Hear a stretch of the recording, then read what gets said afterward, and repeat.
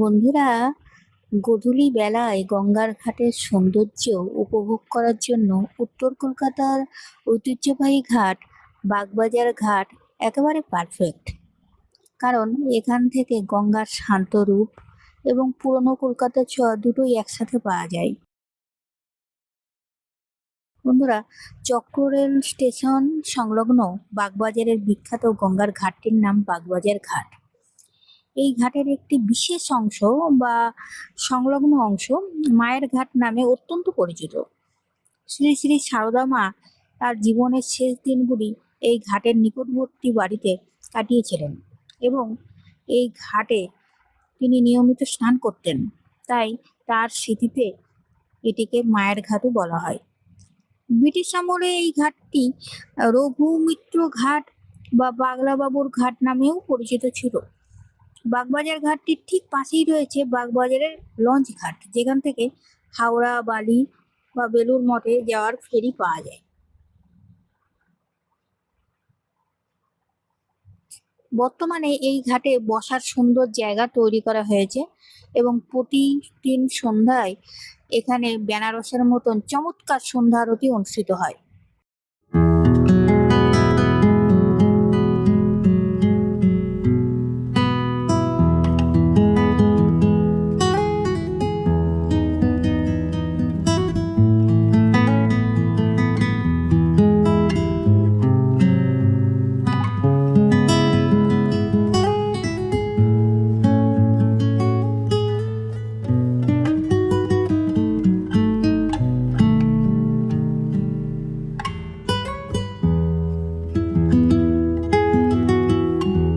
আজকে আকাশ একটু মেঘলাই ছিল।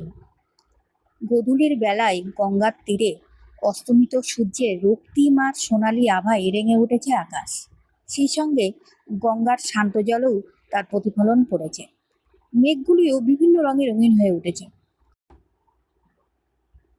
প্রকৃতির এই অপূর্ব সুন্দর আর শান্ত রূপ দেখতে দেখতেই হঠাৎই আমার চোখ এক জায়গায় গিয়ে আটকে গেল।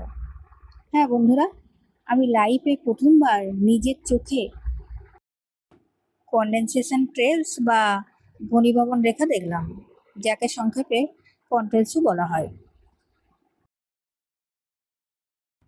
সাধারণত বিমান যখন 8 থেকে 12 কিলোমিটার উচ্চতায় উড়ে যায়, তার চারপাশের তাপমাত্রা -40 ডিগ্রি সেলসিয়াসেরও নিচে নেমে যায়। এই উচ্চতা ও তাপমাত্রায় বিমানের ইঞ্জিন থেকে নির্গত ধোঁয়ার জলীয় বাষ্প দ্রুত জমে বরফের ছোট ছোট কণায় পরিণত হয় এবং সাদা রেখার মতো মেঘের সৃষ্টি করে।